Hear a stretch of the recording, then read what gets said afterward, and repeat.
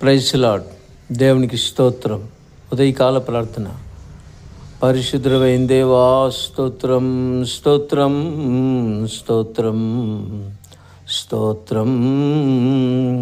స్తుతికి పాత్రుడా స్తోత్రం, స్తుతి కారణభూతుడా స్తోత్రం, స్తుతికి యోగ్యుడా, స్తుతుల సింహాసనాసీనుడా,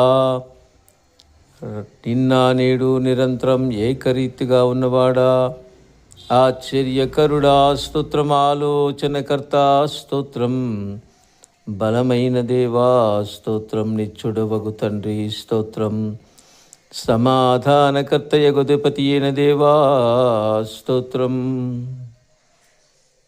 ప్రియులరా, ఈరోజు వాక్య ధ్యానం కొరకు కీర్తనలు రాసిన గ్రంథం 20వ అధ్యాయం 1వ వాక్యం చూస్తే అక్కడ మనకి ఉత్తరం ఇస్తా అంటున్నాడు.